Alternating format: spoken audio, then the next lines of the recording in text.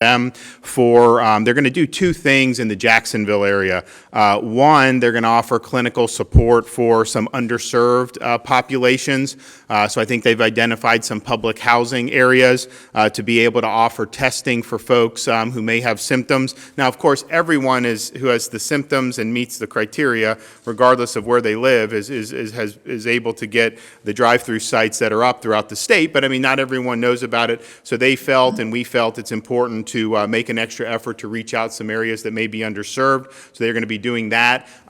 There's also going to be a research component to it where they're going to be looking at kind of a broader cross-section of people and specifically more of a surveillance type testing. And that will just help us try to understand to the extent to which people who are not symptomatic may have this, and I think it will contribute to our understanding of how this disease is affecting the broader community. They did a clinical at the Villages, did a number of folks there, but then they also did a research component at the Villages. I think this was a few weeks ago by now, and they did, I think, between 600 and 1,200 asymptomatic people, seniors, and the results were 0 tested positive.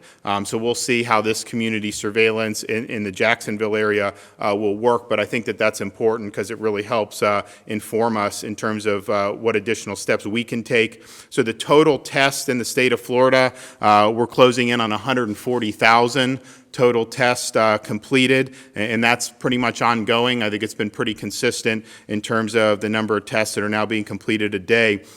We also continue to get good news with this Abbott Lab rapid test. So this can give somebody a positive result in 5 minutes. So they sent it to a number of the hospitals. Not all the hospitals had it, so we've asked the hospitals that do have it to make sure some of the other hospitals in your area have it. And so that's being done. If there's any hospitals out there that still don't have access to it, let us know. We'll work to get you some of these machines because when you're talking about protecting the healthcare workforce, when you're talking about identifying patients as they first come into the hospital with certain symptoms, to be able to rule out somebody for COVID, that really helps the hospitals be able to make the best use of their resources.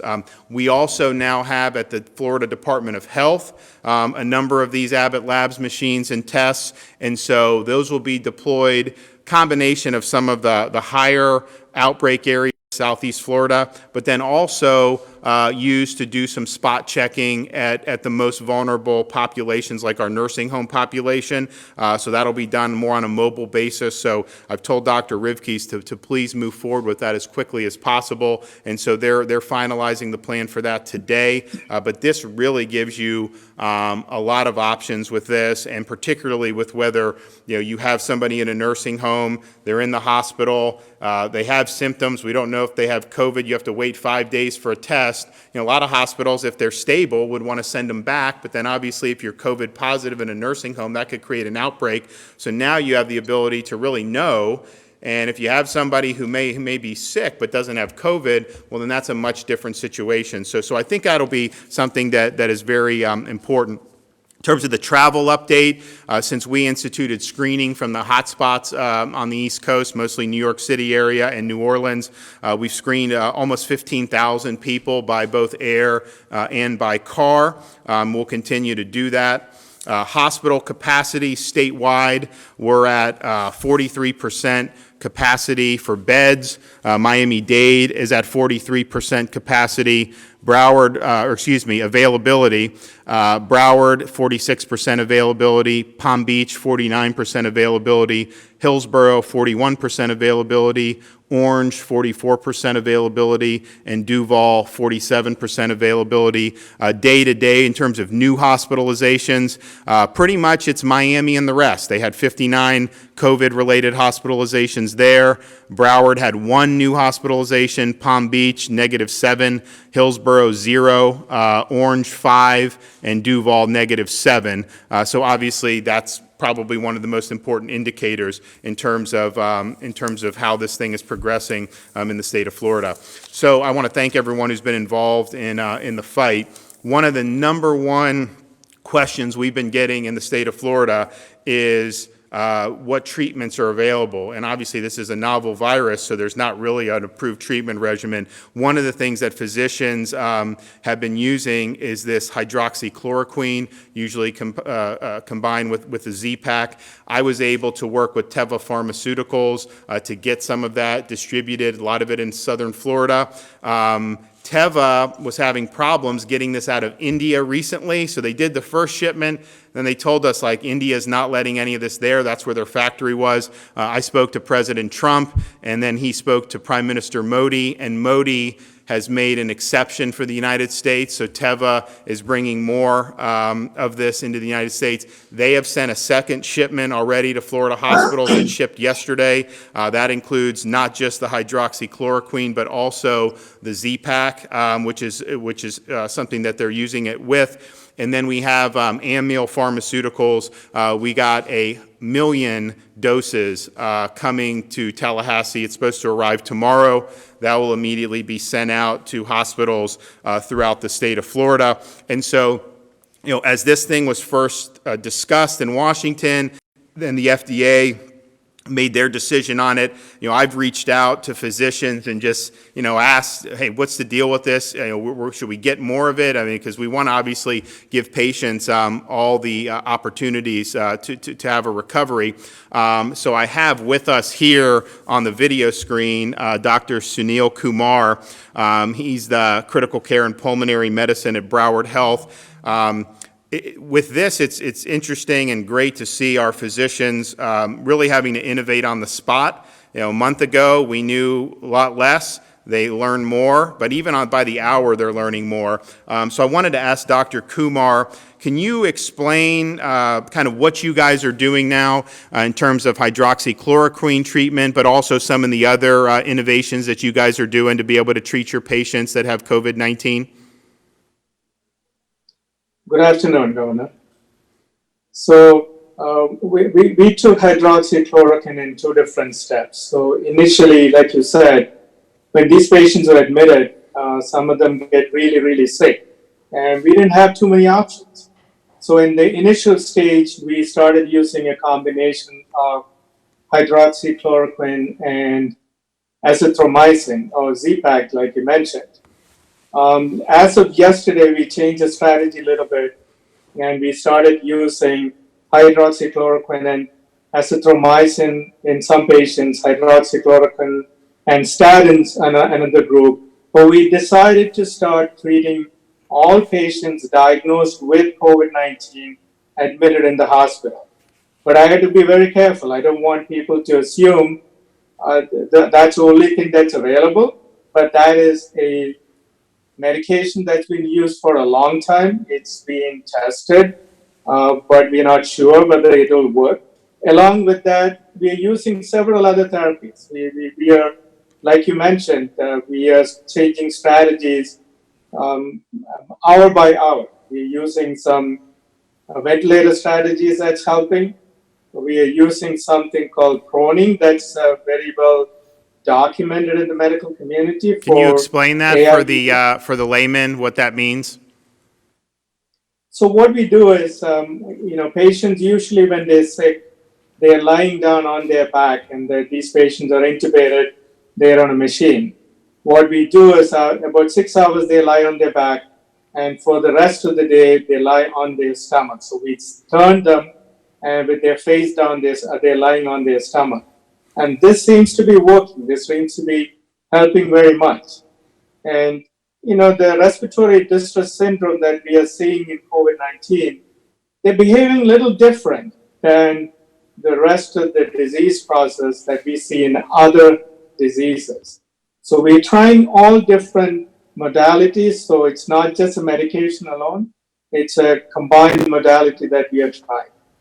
So, understanding the limitations on what you can say about hydroxychloroquine, and obviously we'll probably learn more about it every day. You do think, though, at least having that as an option, you would like to have that as a physician as an option to be able to treat the folks who come in with it? Absolutely. I think we need to have every option that's available for these patients. Some of these patients are very, very sick. So everything is available, and that's the right way to do it. And I know you guys were able to point us to a patient that was in some pretty rough shape. I think we have a testimonial from the patient, and so we're going to ask if they can play that, and then I'll come back to you for a few comments to wrap it up. So can you guys cue up the video of the patient? When I got here, I couldn't breathe. Everybody here has treated me openly, fairly, and with good faith. Worked really, really. Okay.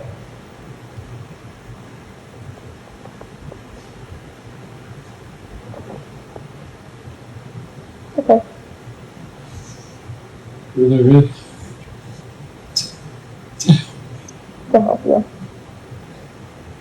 You guys saved my life, and you know you did. And I'm lucky that you took the time to try, because other places wouldn't have. And we're lucky to have you here.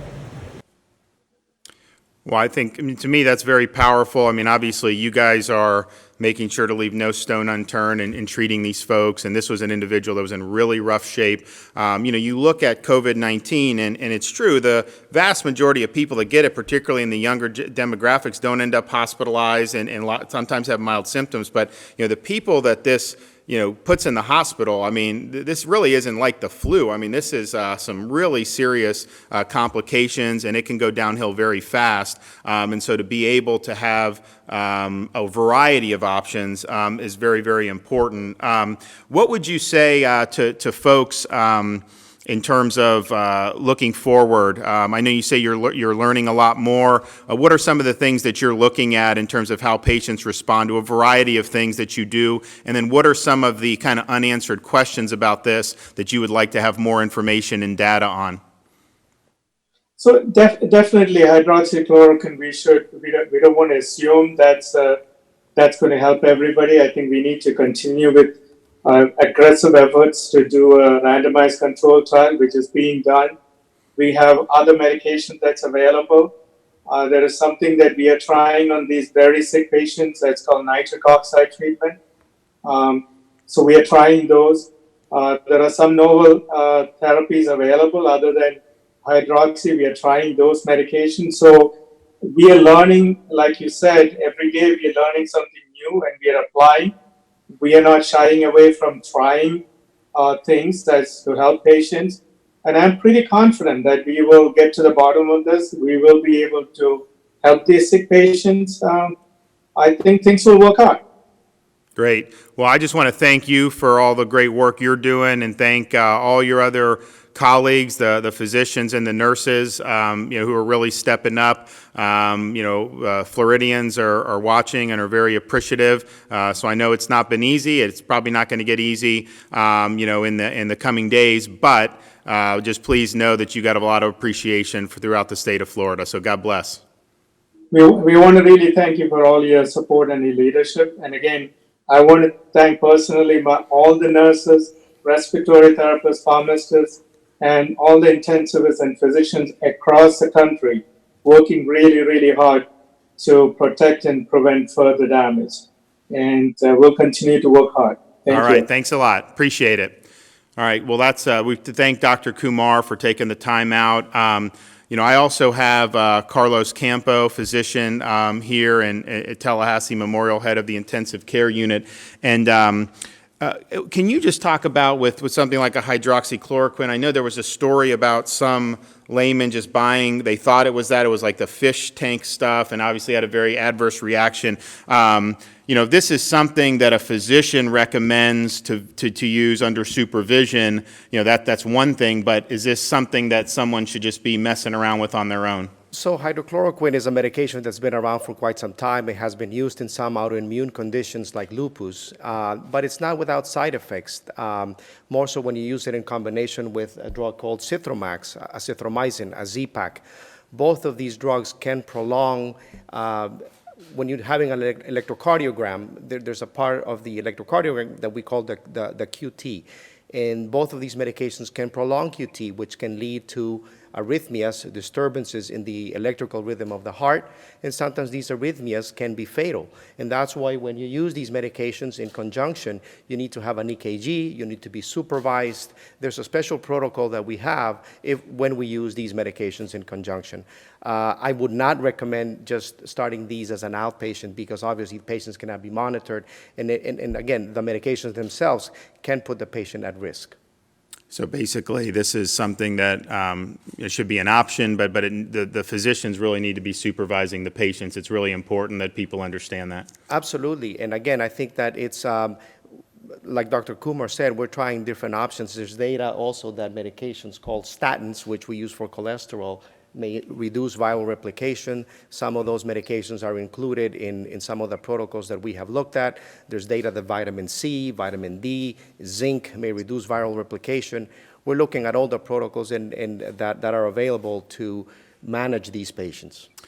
A little bit of a shifting gears, just, we talk about, I always give the update on the bed availability. We've taken steps here in Florida, such as halting elective surgeries to make sure that we have enough PPE and space.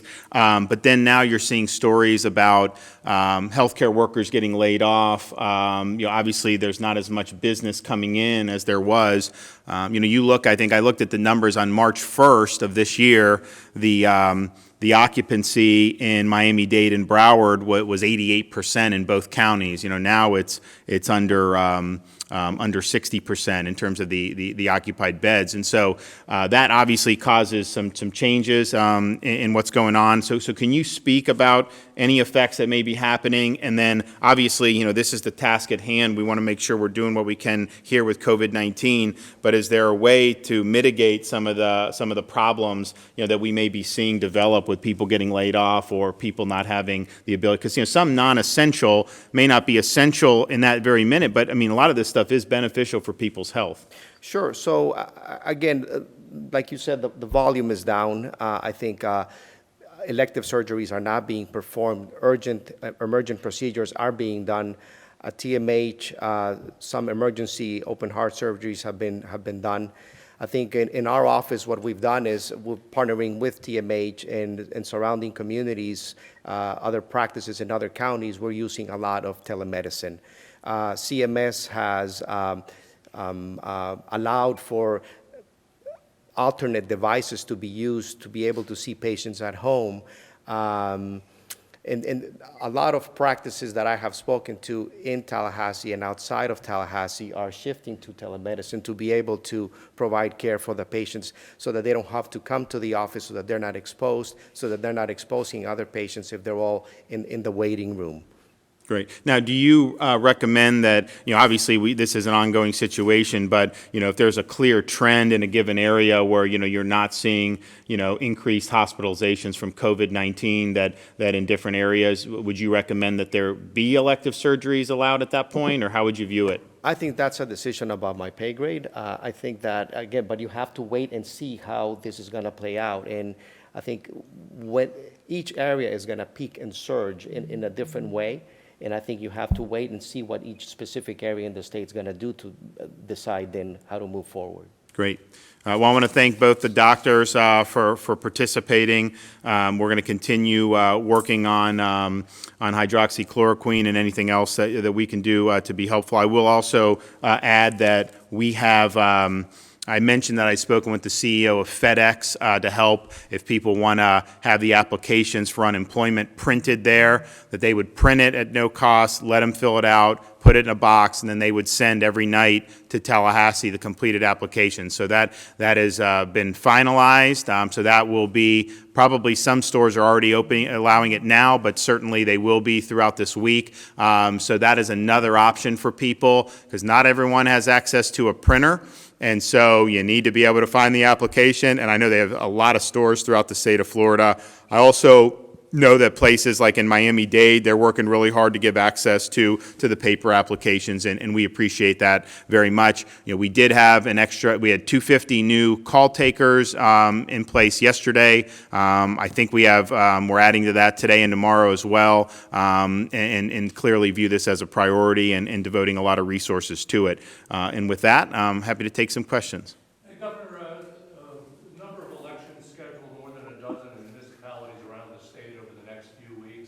people are asking, some supervisors are asking that they be postponed to the August primary.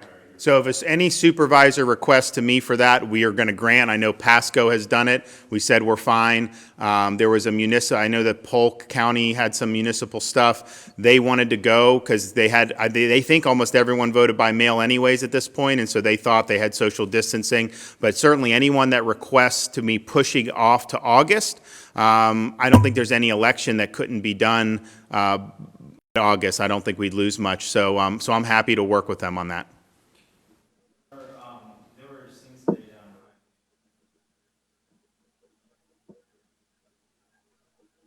Yeah, we obviously don't want to do that. I mean, there's ways to do it where you're not having people violate the social distance. This is obviously something that's critical for a lot of people, but I would just ask, as this is being done, to make sure that you're keeping, the physical separation. If you're handing out applications, I mean, you could even just let people drive up and hand it into their vehicle if you have it printed out. So please do it in a way that's not going to contribute or contribute to spreading this this disease or undercutting the efforts. And I'd also say just be careful on some of the things. I mean, we have like restaurants are closed. This is closed, but like the grocery store, people will just pack in there, and that may be a situation to wear like a face covering, cover your nose and mouth going into like a grocery store. If you're just in your front yard. I don't know that you need to do that if you're not near anybody, but when you're in those areas where you're going to be having close contact with people, that's definitely something that you want to think about doing. So don't crowd, just spread out, do it in a way that's orderly, and everyone will be fine. But if you start packing people in, that's not a good situation for us. Governor, one of the things that I talked to Senator Diaz about today was the education system, where we're at with distance learning, and he was suggesting that it might not be a bad idea at this point to just let the kids do distance learning the rest of the school year. I don't know where you're at with that. Do you think that's a good idea? I have not made that decision. I mean, look. Obviously, we want, we need to see this through from a safety perspective.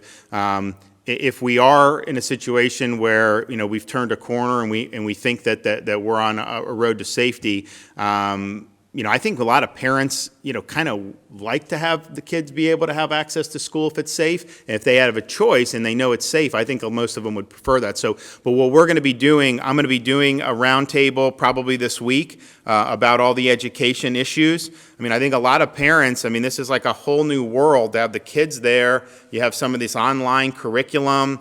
And it's not easy. It's not easy for anybody. And so we're very sympathetic to the challenges, that a lot of the parents are going through on this. So, and there's different strategies that have worked. There's some that haven't been as good. Some schools have, I think, done a little bit better than others.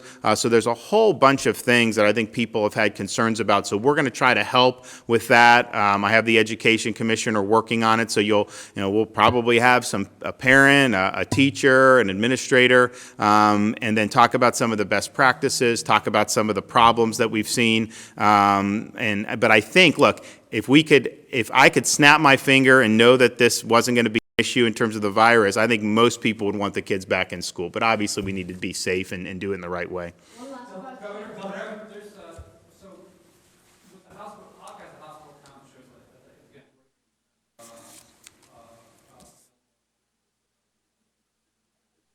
If you have COVID-19, are you more likely, this might be for Dr. More likely to have to go to an are all 60,000 hospitals? So I could just give you like the number. So you have like in Palm Beach County, total hospitalizations 134. Total ICU of those is 64. And I think the percentage of ICU versus not ICU, for example, Duval 62, total hospitalizations 22, ICU. That is really going to be dependent on who is getting infected. If you're having people who are 65 and plus, people that have diabetes, people that have some of these underlying conditions, the chance of hospitalization obviously increases, but then the chance of being in the ICU increases as well. So those are ACA is maintaining that. And so if you look at the ICU bed availability, 35% in Miami-Dade, looks like 48% in Duval, 36% in Broward. So these are things that are being monitored, on a daily basis. So, okay, well, thank you all. We'll see you tomorrow. And Dr. Campo can stay and answer Yep, the whatever you questions want. if you have a few